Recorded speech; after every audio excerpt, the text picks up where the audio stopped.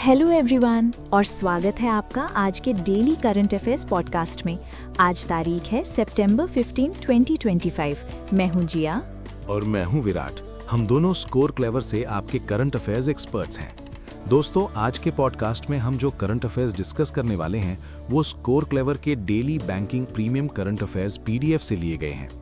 बिल्कुल, और आपको पता है ये पीडीएफ बहुत ही कंसाइज होता है। मतलब इसमें सिर्फ वही इन्फॉर्मेशन होती है जो एग्जाम्स के लिए एकदम जरूरी है।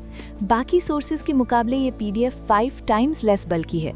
फिर भी इसका परफॉर्मेंस बाकी टॉप करंट अफेयर्स सोर्सेज से कहीं बेहतर है। हाँ, रीसेंट बैंक एग्जाम्स में स्कोर क्लेवर ने टोटल क्वेश्चंस में से अराउंड 80% क्वेश्चंस कवर किए हैं। हमने ऐसे बहुत से क्वेश्चंस कवर किए हैं जो दूसरे टॉप सोर्सेज मिस कर देते हैं। एग्जाम्पल के लिए रीसेंट SBI PO 2025 एग्जाम को ही ले लो। स्कोर क्लेवर ने अफेयर्स क्लाउड के मुकाबले 4 ज्यादा क्वेश्चंस कवर किए थे। एग्जैक्टली हमारे full time current affairs experts daily newspapers को डिटेल में एनालाइज करते हैं और कंटेंट को जितना हो सके उतना कंसाइज रखते हैं। अगर आपको ये पीडीएफ चाहिए तो आप स्कोर क्लेवर का टेलीग्राम चैनल ज्वाइन कर सकते हैं। चैनल का लिंक डिस्क्रिप्शन में दिया गया है। तो चलो बिना किसी देरी के शुरू करते हैं आज की ताज़ा खबरों का सिलसिला। सबसे पहले बात करते हैं नेशनल न्यूज़ की। हेल्थ चेकअप को लेकर एक बड़ी इनिशिएटिव लॉन्च हुई है। हाँ, यूनियन मिनिस्टर मनसुख मंडाविया ने एक nation wide annual health checkup initiative का इनॉग्रेशन किया है। ये इनॉग्रेशन न्यू दिल्ली के बसाइदापुर में एम्प्लॉई स्टेट इंश्योरेंस कॉर्पोरेशन, जिसे हम शॉर्ट में ESIC कहते हैं, उसके मेडिकल कॉलेज एंड हॉस्पिटल में हुआ है।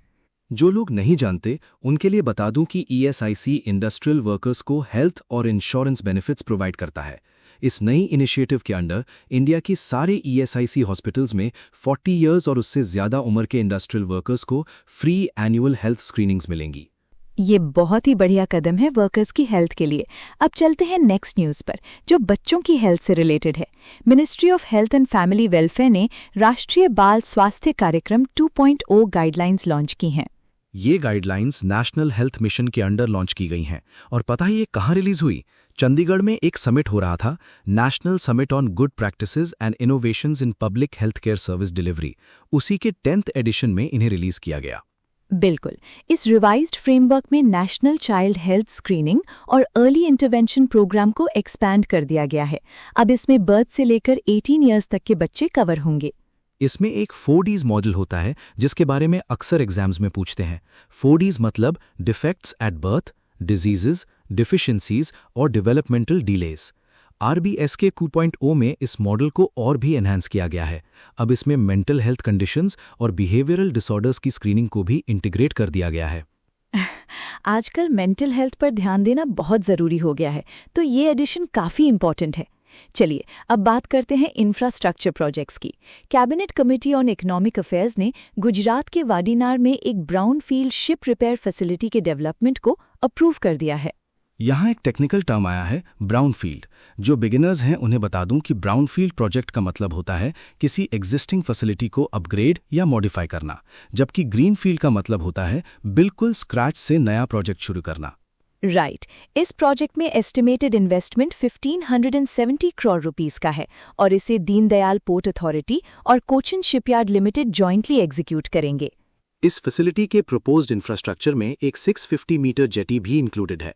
इसके अलावा cabinet committee on economic affairs ने कई रेलवे मल्टी ट्रैकिंग प्रोजेक्ट्स को भी सैंक्शन किया है, जिनका total financial outlay 23,437 crore rupees है। काफी बड़ा अमाउंट है। अब इकोनॉमी सेक्शन की तरफ मुड़ते हैं। Ministry of statistics and programme implementation ने रिटेल इन्फ्लेशन का डेटा रिलीज किया है। हाँ, और डेटा के अकॉर्डिंग इंडिया का रिटेल इन्फ्लेशन मार्जिनली बढ़कर अप्रैल 2026 में 3.48% हो गया है, जो मार्च 2026 में 3.4% था। रिटेल इन्फ्लेशन मतलब वो महंगाई जो हम आम कंज्यूमर्स फेस करते हैं। अगर इसे रूरल और अर्बन में डिवाइड करें तो उस महीने रूरल इन्फ्लेशन 3.74% रिकॉर्ड किया गया, जबकि अर्बन इन्फ्लेशन 3.16% रहा। और खाने पीने की चीज़ों की महंगाई, जिसे all India consumer food price index major करता है, वो भी बढ़ गई है। फूड इन्फ्लेशन अप्रैल 2026 में 4.2% हो गया है, जो मार्च 2026 में 3.87% था। लगता है टमाटर और प्याज फिर रुलाने वाले हैं। सही कहा। अब बैंकिंग न्यूज़ की बात करते हैं। आरबीआई ने रेगुलेटरी नॉन कंप्लायंस के लिए क्यूमुलेटिव मॉनेटरी पेनल्टी लगाई है। येस बैंक पर 31.8 लाख रुपीस का फाइन लगा है क्योंकि उन्होंने केवाईसी डायरेक्शंस को वायलेट किया था। केवाईसी तो आप सब जानते ही होंगे, बैंक अकाउंट खुलवाते वक्त जो डॉक्यूमेंट्स हम देते हैं अपनी आइडेंटिटी वेरीफाई करने के लिए। इसके अलावा हिंदुजा हाउसिंग फाइनेंस पर भी 1.8 लाख रुपीस का फाइन लगा है क्योंकि वो आरबीआई के कुछ और डायरेक्शंस को कंप्लाई करने में फेल रहे। बैंक्स को तो आरबीआई के रूल स्ट्रिक्टली फॉलो करने ही पड़ेंगे। बिल्कुल। दोस्तों, आगे बढ़ने से पहले आपके लिए एक बहुत ज़रूरी इन्फॉर्मेशन है। अगर आप करंट अफेयर्स और जीके को आसानी से मेमोराइज और रिवाइज करना चाहते हैं तो गूगल प्ले स्टोर से स्कोर क्लेवर ऐप ज़रूर डाउनलोड करें। हाँ, ये ऐप सच में गेम चेंजर है। इसमें एक unique new learning technique use की गई है जिससे आप जो एक बार पढ़ते हैं वो कभी नहीं भूलते। एग्जैक्टली। ऐप का एल्गोरिदम प्रिडिक्ट कर लेता है कि आप कोई लर्नड इन्फॉर्मेशन कब भूलने वाले हैं और ठीक उसी टाइम वो आपको रिवाइज करवा देता है। तो आपको एग्जाम से पहले मैनुअल रिविजन्स की टेंशन लेने की बिल्कुल ज़रूरत नहीं है। और हाँ, हमारी इस नई पॉडकास्ट इनिशिएटिव के बारे में अपना फीडबैक कमेंट्स में ज़रूर बताएं। इस पॉडकास्ट को क्रिएट करने में बहुत एफर्ट लगता है, तो प्लीज़ हमें सपोर्ट करें। इसे लाइक करें, अपने कम से कम 5 फ्रेंड्स के साथ शेयर करें और चैनल को सब्सक्राइब करना ना भूलें। चलिए अब वापस न्यूज़ पर आते हैं। अग्रीमेंट्स कैटेगरी में इंडिया और जापान ने टेक अग्रीमेंट्स साइन किए हैं।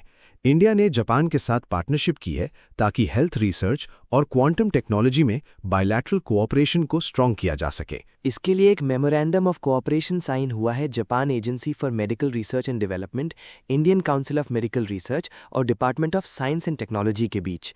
ये तीनों बायोमेडिकल रिसर्च और मेडिकल डिवाइसेस पर कोलैबोरेट करेंगे। इसके साथ ही कैबिनेट ऑफिस ऑफ जापान और इंडिया के department of science and technology के बीच क्वांटम साइंस एंड टेक्नोलॉजी की फील्ड में कोऑपरेशन के लिए एक लेटर ऑफ इंटेंट भी साइन हुआ है। इंटरनेशनल रिलेशंस में एक और बड़ी न्यूज़ है।